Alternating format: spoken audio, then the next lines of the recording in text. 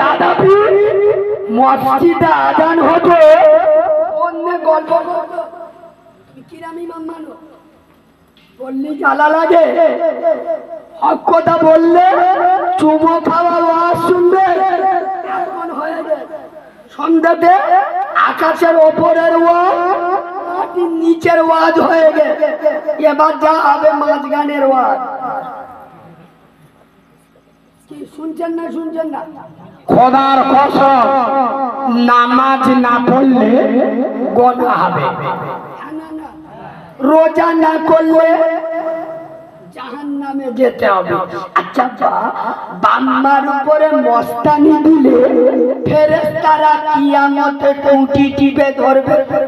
আরে আচ্ছা, জলসার মেলায় সারা মতো মেয়ে ফুচকার দোকানে দেখে চোখ মারলি চুপ গুনাহ হবে।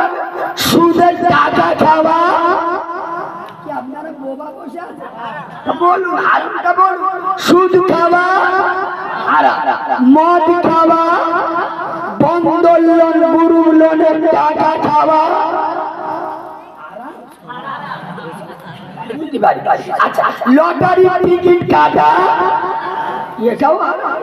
আচ্ছা যদি কেউ বিসমিল্লাহ বলে কাটে, লটারি টিকিট যদি কেউ বলে কাটে, কি শুধু হারাম না, ও মাল হলো ডবল হারামি। হারাম মালে বিসমিল্লাহ বললে ডবল গুনাহ হবে না? হবে না? তাহলে জুয়ার টাকা খাওয়া হারাম।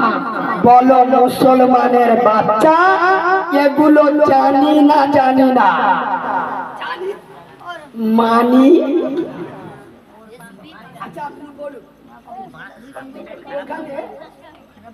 আপনার কাজ ভাঙা পড়ে আছে, প্রচুর কাজ ভেঙে পড়ে রয়েছে, আমি নিজে দেখতে পাচ্ছি।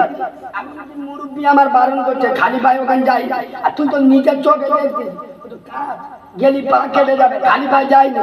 আমি নিজেও দেখতে পাচ্ছি, আমি নিজেও জানি ওটা গেলি পা কেটে যাবে। মুরব্বী আমার বারণও করছে, তারপরেও যদি আমি কাঁচের ওপরে গিয়ে পা দিই, কাঁচ আমার আই লাভ ইউ বলবি নি? চুপ সুমো খায়। আরে আমার ওয়াজ বুঝতে পারছো না?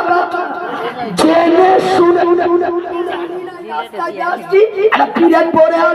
আল্লাহ না করুক এটা কিন্তু আমি জেনে শুনে যদি কাঁচের উপরে পা দিই, আমার মতো বীর হনুমান আর কোন জায়গায় পাবে?